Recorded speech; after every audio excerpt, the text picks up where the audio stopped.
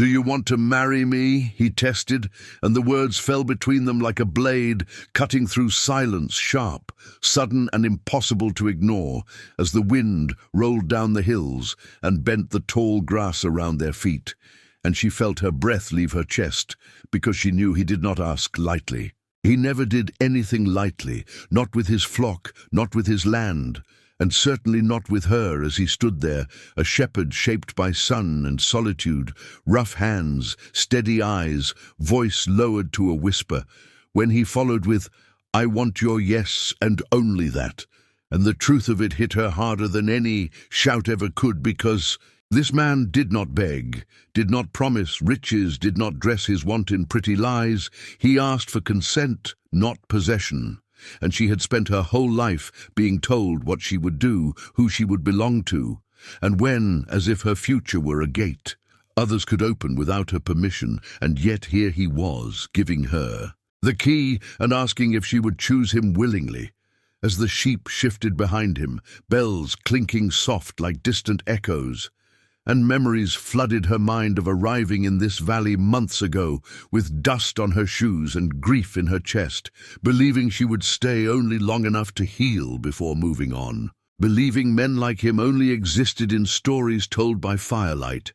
But then there were mornings when she woke to find bread left at her door, no note, no expectation. Evenings when he walked her home without touching her once, nights when his absence felt heavier than any embrace. And now he stood close enough that she could smell the clean earth on his coat and see the uncertainty he tried to hide, because for all his strength, this question made him vulnerable, and that terrified him more than wolves or storms ever had. And she realized this was not a test of love alone. It was a test of courage, of whether she was ready to claim her own voice and choose a life not handed to her, but built with her consent. And her heart pounded as she remembered the man she was supposed to marry back east, chosen by her family, spoken of, like a contract sealed before she could speak, and she had run from that life without knowing where she would land, only that she would not kneel to it. And now fate stood before her in the form of a shepherd who owned nothing flashy, nothing grand, yet offered her the one thing she had always been denied choice. And the valley seemed to wait, holding its breath. The hills, the sky, even the animals stilled, as if the world itself wanted to hear her answer, and fear crept in, whispering that love asked freely could also be taken freely, that saying yes meant staying rooted when part of her still ached to run. But then she looked at him truly, looked at the way his eyes never demanded, only hoped, and she understood that freedom did not mean never staying. It meant staying because you chose to, and the realization shook her to her core, because she had crossed half a country to find safety when what she truly needed was respect. And in this quiet man, who spoke softly and asked boldly, she found both, and the power of that moment pressed against her ribs, until her silence became unbearable, because not answering was its own answer, and she knew he would accept it if she walked away, because that was the kind of man he was, and that knowledge made the choice even heavier and more sacred. And when she finally inhaled, the air tasted different, fuller, as if the valley itself approved, and the future cracked open, waiting for the sound of her voice. She did not answer right away, and that pause told him everything and nothing all at once, because he had prepared himself for rejection, prepared to nod once and step back and let her go the way he had let many things go in his life. Animals lost to storms, land taken by drought, dreams buried under responsibility. But this felt different because he had not asked for her hand lightly. He had weighed the words against his ribs night after night, asking himself if love without permission was just another kind of theft. And he would not be that man, even if it cost him her presence forever. And as the seconds stretched, he felt the ache settle deep in his chest, steady and familiar like hunger, and he kept his eyes on hers, refusing to look away, because whatever came next, he would face it honestly. And she saw that resolve, and it unsettled her more than anger ever could, because anger could be fought, but integrity demanded respect, and she began to speak, then stopped and laughed softly at herself, because her voice trembled, and she hated that weakness. But he smiled, not wide, not triumphant, just enough to tell her he was listening, and that smile undid her, because she realized she trusted him. Not because he promised safety, but because he never pretended to be something he was not. And she told him. She had never imagined marriage as a question. She told him it had always been an announcement made by others, and he listened without interrupting, without fixing, without offering answers, and that alone felt revolutionary. And she told him she was afraid not of him, but of staying, of choosing routes after years of running, and he nodded because he understood running. He had stayed his whole life, yet sometimes felt like the one trapped by duty, while others chased horizons, and the truth met between them like a bridge. And he told her he did not want to cage her, that marriage to him would not be an ending but a beginning, with room for movement and growth and silence and mistakes, and that he would never demand her presence, only cherish it. And something in her chest broke open because no one had ever spoken to her that way, and she realized love did not always arrive loudly. Sometimes it arrived steady and patient and waited for permission, and as the sun dipped lower, painting the valley gold, she saw a future, not of confinement, but of partnership.